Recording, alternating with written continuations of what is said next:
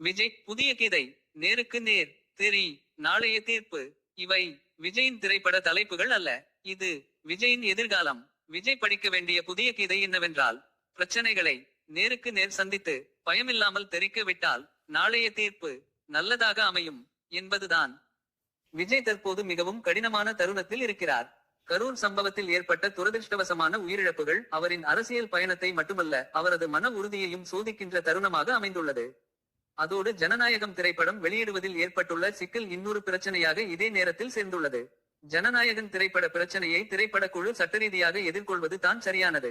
ஜனநாயகம் திரைப்படத்தில் என்ற திட்டத்தை வில்லன் செயல்படுத்துவதாக காட்டுவது மத உணர்வை பாதிக்க கூடியதாக உள்ளது எனவும், இராணுவ முத்திரைகளை பயன்படுத்தியதற்கு அனுமதி பெறவில்லை எனவும் தணிக்கை வாரியம் ஆட்சேபனை செய்துள்ளது என சொல்லப்படுகிறது. இதையெல்லாம் சரி செய்து திரைப்பட குழுவினர் படத்தை வெளியிட முயற்சிக்கலாம். கரூர் சம்பவம் திட்டமிட்டு நடந்தது என்று கூற முடியாது.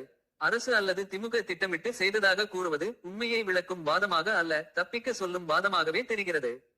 குறுகலான இடத்தில் எதிர்பார்ப்பை மீறி அதிகமான மக்கள் கூடியதும், மக்களிடம் இருந்த அதீத ஆர்வமும், கட்டுப்பாடற்ற நடத்தை ஆகியவையே இந்த விபத்துக்கான முக்கிய காரணங்களாக தோன்றுகின்றன. ஆதலால் கரூர் சம்பவம் ஒரு விபத்து. யாரும் திட்டமிட்டு செய்யவில்லை.